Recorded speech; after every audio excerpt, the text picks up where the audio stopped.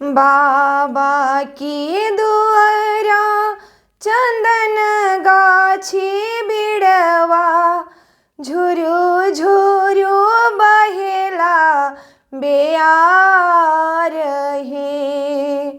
अरे ताही तर मोरे बाबा खाट डसाइले सोई रहिले निरभेद हे।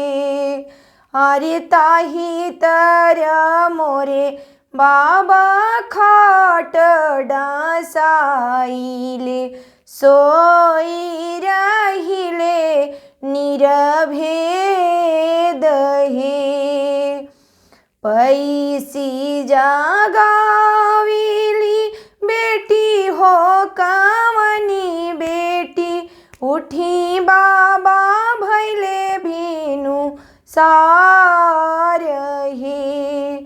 अरे जे कराही घरे बाबा धियवा से अनबाड़ी से कैसे सोए निरभेद हे।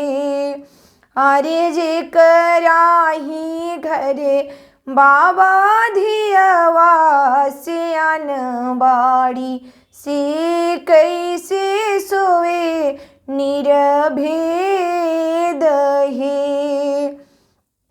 उरुब खोजी बेटी पूरुब खोजिले खोजी ऐनी देश संसार हे।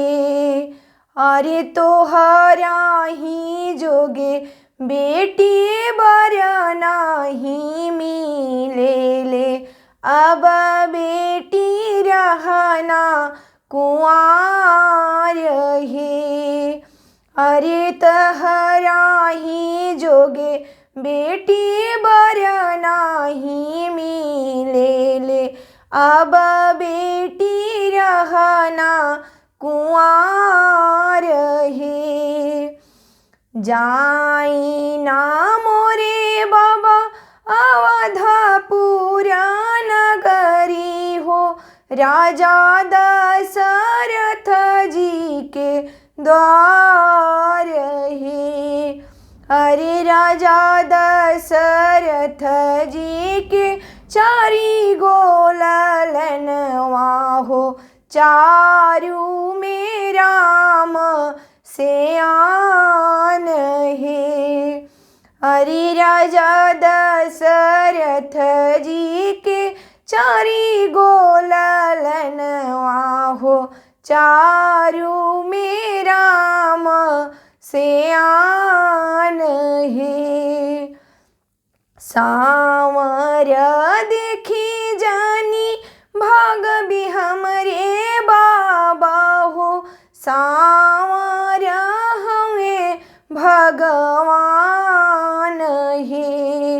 अरे सांवरे के लीलरा तिलक भलू शोभेला उन्हीं के तिलक चढ़ाई हे।